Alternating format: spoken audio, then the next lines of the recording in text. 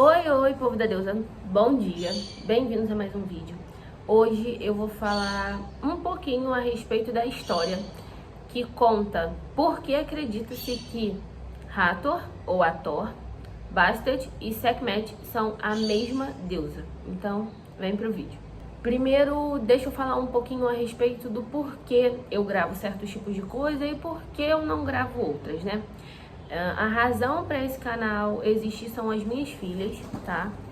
Eu, como sacerdotisa, eu vejo muitos conteúdos na internet que são muito ruins, muito ruins mesmo. E há uns anos atrás eu resolvi que eu começaria a gravar para explicar para as minhas filhas algumas coisas, já que para mim estava muito ruim a questão de conteúdo da internet. Muitos conteúdos extremamente fantasiosos e conteúdos que têm o intuito de prender a atenção da pessoa. Então, muitas das vezes o conteúdo ele é totalmente inventado, embaralhado, corrompido, sabe? Então, eu resolvi fazer esse canal por isso. Algumas coisas eu não acredito que seja, algumas coisas eu acredito que seja. Os deuses, né, eles são vistos muitas das vezes com muitas faces. E às vezes essas faces são cultuadas de forma separada. Nem todo deus vai ter um monte de faces ou vai ter várias fases da vida onde ele se encontre assim ou ele se encontre assado. Desculpa, né? A rinite já está atacadíssima pela manhã. Nem todo deus, tá? Vai ter faces ou fases diferentes. Então, é um pouco complicado, sabe? É um pouco complicado. Mas, nesse caso especificamente, eu vou trazer uma história que é muito interessante, E o porquê que eu resolvi trazer essa história pra cá? Eu tenho uma filha minha que é filha de duas deusas egípcias. E a partir do momento que eu tava fazendo o ritual, né, pra descobrir quais eram os deuses dela, eu ouvi a seguinte frase: não me separa dela. Eu sou a mesma que ela, só que de uma forma diferente. E eu fiquei assim, o que tá acontecendo aqui, né? Obviamente, eu tenho muitos livros, graças aos deuses e a quem me deu de presente. Então, eu fui nos meus livros procurar saber a respeito disso. Eu falei, eu tenho isso aqui, eu preciso achar. E eu achei o porquê, né? E eu achei muito bonito, foi muito emocionante, assim, pra mim descobrir. E pra minha filha também foi muito emocionante, né? Então, vambora lá, né? Eu tô com um negocinho aqui na mão, mas não tem nada demais não, é que eu tava escrevendo aqui uma coisa. Bom, Hathor é a filha do deus Ra, né? Ela é a alegria de Ra. Ela é a personificação da alegria, ela é a personificação do amor, da beleza, da dança. Ela também protege as mulheres grávidas. Ela tem alguns animais que podem representar ela. Não só a vaca, como um leão e um gato também são representações dessa deusa. E o olho do sol, né, que é também como Hathor é chamada, se encontrou numa posição onde ela estava chateada, meio enciumada com os outros deuses que Ra estava criando. Bom, eu como quem usa o arquétipo de Hathor, eu posso falar pra vocês, tem horas que se as coisas não estiverem exatamente do jeito que eu quero, não está bom pra mim, e eu fico assim com muita raiva e tem que ser do meu jeito, tem que ser na minha hora. E essa questão do ciúme realmente é uma coisa complicada, lidar com o arquétipo de Hathor, né? Então ela estava muito chateada, enciumada com as outras criações de Ra, e ela simplesmente resolveu ir embora do Egito. Hathor foi embora do Egito e, se eu não me engano, Hathor foi embora para Núbia. E ela não queria voltar de jeito nenhum. Só que Hathor estava com um uma chateação, sabe, um ressentimento muito grande dessa história. E ao longo do caminho ela se transformou num gato selvagem e foi embora para Núbia e ficou por lá.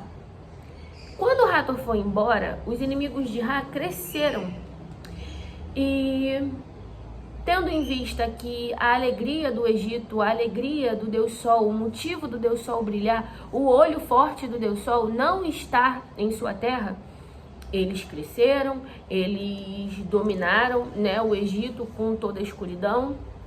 Ra se entristeceu muito, muito mesmo, e queria muito sua filha de volta. Ra perguntou quem traria Hathor de volta para junto dele. Os deuses ficaram em silêncio porque todo mundo já sabia que ela estava em sua forma de gato selvagem e todo mundo ali tinha medo do que ela poderia fazer caso ela batesse de frente com algum deles, e realmente assim não seria uma coisa legal. Ra é um deus muito sábio, um deus muito paciente. Chamou Thoth, né? O deus da sabedoria. Chamou Thoth e pediu para Thoth que ele trouxesse Hathor de volta. Thoth não negou o pedido, foi com muito medo, mas foi sabendo que ele daria um jeito. De alguma forma ele daria um jeito. Thoth abandonou sua forma humana, né? E se transformou num macaco, ou num mandril, para ser mais específica, né? Se transformou num macaco e foi de encontro a Hathor.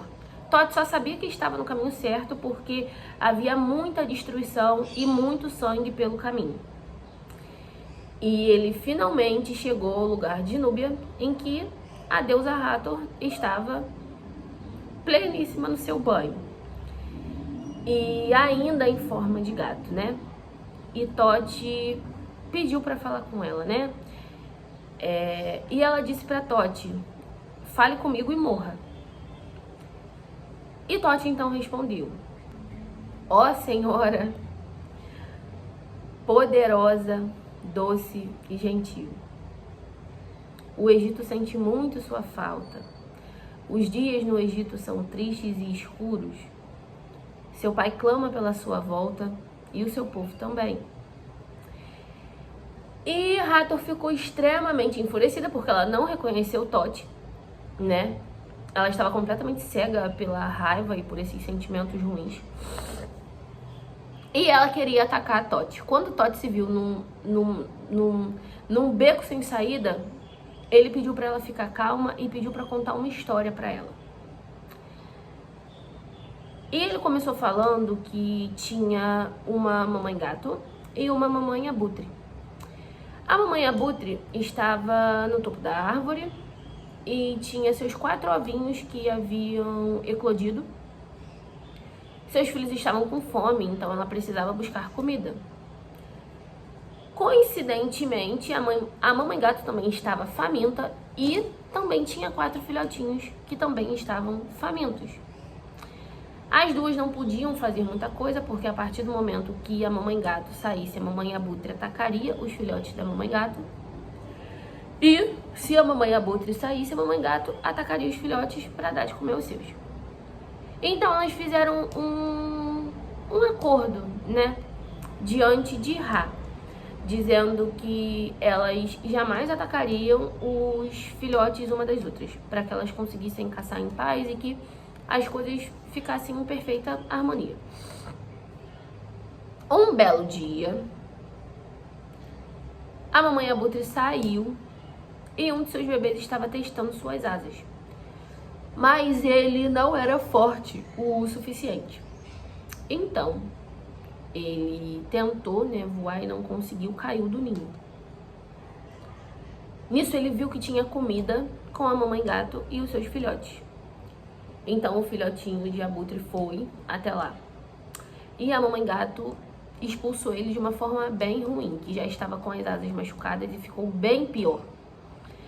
E bateu no filhote e mandou ele procurar comida em outro lugar. Nisso, o filhote saiu andando dizendo que a gata tinha desfeito seu acordo perante Ra. E contou pra mãe, quando a mãe voltou procurando ele, achou ele com as asas machucadas, ele contou pra mãe. E a mãe armou uma vingança, né? E com isso a mamãe abutre pegou todos os filhotes da mamãe gato como vingança. E com isso a mamãe gato clamou a Ra para que ele tivesse misericórdia dela, que a mãe abutre tinha descumprido seu acordo, sendo que ela não tinha percebido que antes ela também já tinha descumprido o acordo. Então, o mensageiro de Ra foi até a mãe abutre, né?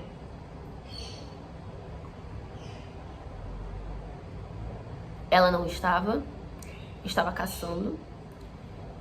Mas quando ela voltou, seus filhos estavam queimados. Havia pegado fogo no ninho, seus filhos estavam totalmente queimados. E com isso, Hathor começou a ficar muito emotiva, igual eu tô ficando agora. Hathor começou a ficar muito emotiva, sentindo falta de seu irmão Shu e de seu pai Ra. Começou a ficar muito emotiva, muito emotiva, muito emotiva. E com isso, o que aconteceu? Hathor ficou com muita raiva de Thoth. E ela queria atacar ele de qualquer jeito. De qualquer jeito, que ela queria matar ele de qualquer jeito, de qualquer jeito. Porque ela tinha percebido que o macaco só estava ali para tentar convencer ela de voltar ao Egito e ela estava 100% decidida que não voltaria. Então Thoth, em toda a sua sabedoria, pediu mais um momento para Hathor, pediu piedade e misericórdia para que ela ouvisse mais uma história. Só que ela já estava se transformando, ela já havia se transformado numa leoa muito feroz, onde o seu rosto era tão brilhante que não dava para ver. Humanos não conseguiam ver o seu rosto, era um amarelo muito forte, o seu corpo era todo coberto de sangue e ela estava totalmente irada. E Thoth tentando dar um jeito nessa situação para não morrer, coitado,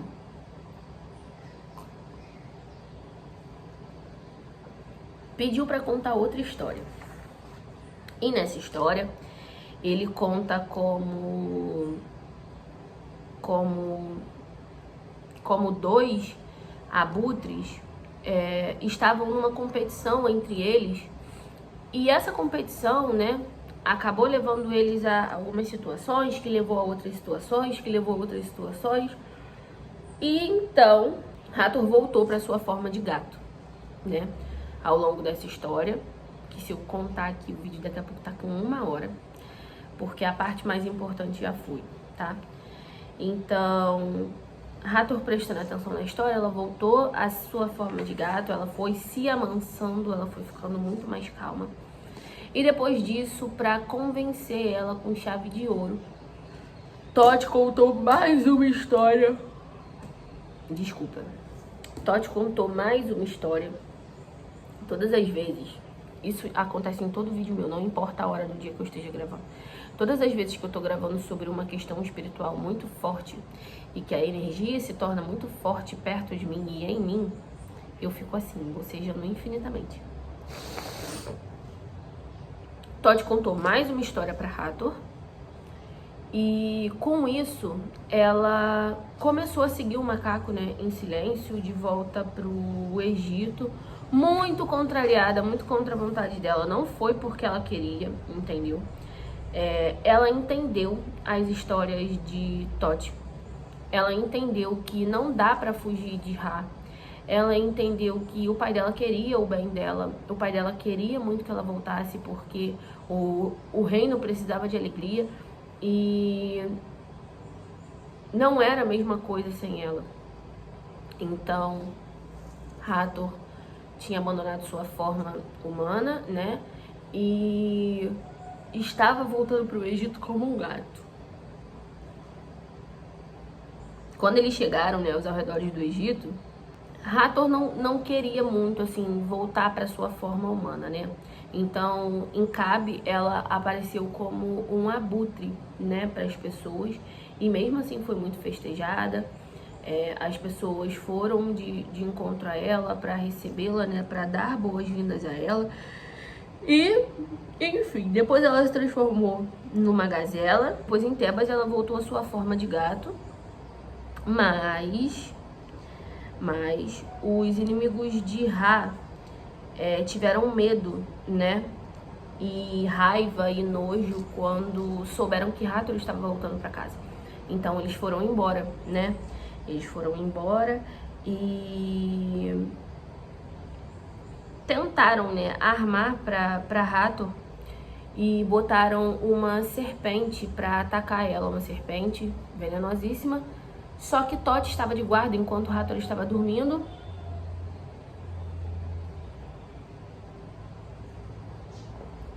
Salvou a vida dela, ela conseguiu se esquivar da serpente, né? Muitas imagens dela, ela tem uma serpente na mão. É um dos símbolos dela, né? Como uma forma de domínio, né? Sobre esse animal também. E quando eles foram, Heliópolis, se eu não me engano, quando eles chegaram lá, Ra se reuniu com sua filha, com muito amor, né? Muita felicidade. Todos os deuses e deusas voltaram para comemorar, né, a volta de Hathor. A alegria que era ter Hathor em casa, a alegria que era ter o olho do sol de volta em seu devido lugar. E ela retornou à sua forma humana. E com isso, Thoth também retornou à sua forma humana. Então foi somente aí que Hathor reconheceu Thoth. Então muitas pessoas se perguntam por que dessa proximidade de Hathor e Thoth. E Hathor tem Thoth como um grande amigo, né? Thoth foi o único que conseguiu tirar Hathor de sua forma feral, né? Sem usar força física ou força bruta. E cuidou dela, né? Quando ela precisou ser cuidada e protegida. Então, Hathor, ela tem uma ligação muito forte com os olhos, tanto de Ra quanto de Horus, né? E principalmente por ela ser a alegria dos olhos do pai dela, ela também é chamada como o olho do sol. E Hathor foi uma criação, assim, uma aparição de Ra. Ele é a personificação, ela é a personificação da alegria para ele. Ela é muito importante, ela não é só a filha dele, então ele dá muita importância a ela. Então nessa história a gente consegue ver que Hathor começa a história em sua forma humana, né? E conforme os sentimentos dela vão se desenvolvendo, ela passa por transformações. Ela vira um gato selvagem. Depois disso, em um dado momento da história específico, onde ela atinge o ápice da sua raiva, do seu ressentimento, da sua mágoa, ela vira uma leoa destrutiva, uma leoa de guerra absurdamente poderosa. Então, especificamente por essa história, especificamente por essa razão, que acredita-se que Sekhmet e Bastet sejam partes da deusa Hathor. Acredita-se que elas sejam uma parte de Hathor. Então, seria Hathor, então, uma deusa tríplice? Poderíamos até colocar dessa forma. Não sei se seria o correto, mas poderíamos sim. Todo mundo que cultua Hathor tem que cultuar Bastet e Sekhmet. Não é bem por aí que a banda toca. Por exemplo, essa minha filha, ela tem essa junção de Bastet e de Hathor, né? Eu uso Hathor como um arquétipo. E eu uso Hathor, eu não uso Bastet e nem Sekhmet como arquétipo. E eu jamais usaria qualquer uma das duas. São deusas extremamente poderosas. Só que eu já sou uma pessoa, assim, muito naturalmente incisiva. Eu sou uma pessoa que naturalmente eu perco a paciência muito rápido. Eu faço um esforço muito grande pra me controlar, pra me manter calma. Inclusive, eu uso de magia, eu uso de arquétipos para que isso aconteça. Eu uso de rezas, de rituais, de feitiços, do que vocês quiserem chamar. Eu uso de muitas coisas, ervas, perfumes, muitas coisas para me manter no eixo. Então, eu não usaria Bastet e nem Sekhmet pra assim, dizer que eu estou cultuando o Hathor de forma completa, sabe? Não usaria, porque é complicado. Quando a gente fala de arquétipo, é complicado. A maioria das pessoas está por aí fazendo besteira, achando que tá crente que tá bafando e tá fazendo besteira.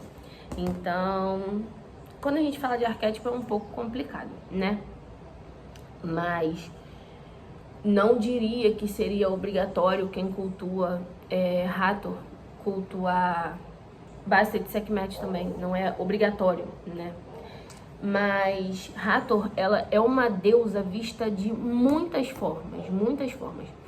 Existe uma forma que as pessoas também se referem a ela, que são as 7 Hathors, ou Hathors, ou as 7 Hathor, ou as 7 Hathor. Ela geralmente aparece assim, né, em 7 formas diferentes de mulher, para abençoar o nascimento de uma criança.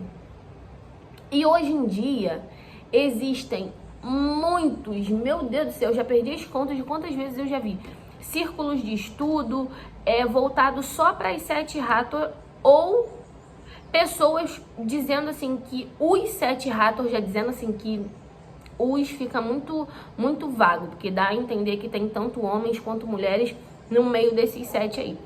São seres místicos de outro mundo, que não sei o que não sei o que lá. É nessas horas aí que parece que o pessoal começa a perder a linha, entendeu? E começa a querer botar coisa onde não devia ter coisa, sabe? Então, essas 7 aparições de Hathor também são muito poderosas, né? Até porque é a deusa Hathor. E eu não acredito de forma alguma que nesse meio existam homens, tá? No meio dessas figuras, e que eles sejam isso e que eles sejam aquilo, enfim. É óbvio e nítido, porque nenhum Deus que existe nessa terra, nenhum Deus que a gente conheça, tem origem exatamente daqui, né? Do planeta Terra em si. Então é óbvio, você pode chamar Hathor ou qualquer Deus, orixá, caramba, aparição, o que você quiser de extraterrestre, porque eles realmente não são da Terra. Mas querer dizer que é um grupo que está sempre presente em mesas radiônicas, que é um grupo de uma energia assim, uma energia... Eu não vou nem entrar nesse assunto, porque dá pra ver pela minha cara, né, que eu não fico muito satisfeita em falar a respeito disso, né, me irrita, de verdade, me irrita muito. Assim como existem outras coisas que me irritam e que eu não vou ficar me aborrecendo hoje, não. Mas essa é uma das histórias que é narrada através de Thoth. É uma das histórias que se perdeu com o tempo. Não são todas as pessoas que têm noção disso, que sabem disso. Para você chegar em certas histórias, você tem que estudar muito, muito, muito, muito, muito. E quando eu falo muito, tem hora que não adianta estudar em português, porque a gente não acha. Então, por exemplo, essa história eu encontrei em outro idioma. Eu não encontrei no português, sabe? Eu tenho livros em outros idiomas, eu não sou fluente em inglês. Por que diabos eu leio o espanhol tão bem? Eu não sei. Deve ter sido porque eu vi muito Rebelde quando eu era criança. Não sei por que eu leio o espanhol tão bem. Então, assim, espanhol pra mim não é uma dificuldade de ler. Inglês eu tenho algumas dificuldades. E existem histórias que a gente não vai achar. A gente não vai achar. Não adianta que não ache. Em português. Infelizmente, é cultural, né? aqui no Brasil a gente não ligar muito para certas coisas, e umas dessas coisas são os livros. Então, enfim, chega um dado momento que parece que tudo vai se perdendo, né? Enfim, essa é a história que eu queria contar pra vocês. É uma história muito interessante. Eu gravei ela por causa da minha filha, Lotus, e eu realmente espero que ela goste e que ela se emocione tanto quanto eu quando eu tive acesso a essa história, né? Então é isso, gente. Vou parar de falar porque já tá me dando vontade de chorar. E se vocês gostaram desse vídeo, curte o vídeo, comenta, isso ajuda muito, tá? Ajuda muito a entregar o conteúdo para outras pessoas. Então, se você gostou também, você achou interessante, compartilha com seus amigos, tá? Desculpem os 1000 bocejos nesse vídeo, mas se vocês pararem para ver, na maioria dos meus vídeos eu estou bocejando, me desculpem, mas eu tenho esse negocinho. Me perdoem a minha rinite também, eu não tenho o que fazer em relação a isso, tá? Se inscrevam no canal, porque com toda certeza eu vou gravar mais vídeos. Tenham paciência com essa jovem camponesa que é mãe de 2, tá? Então fica realmente difícil de gravar vídeo, eu tenho que acordar junto com o sol para que as crianças não interrompam nenhum vídeo meu, tá? Então é isso, gente. Eu espero que vocês tenham gostado. Beijinhos e até o próximo vídeo.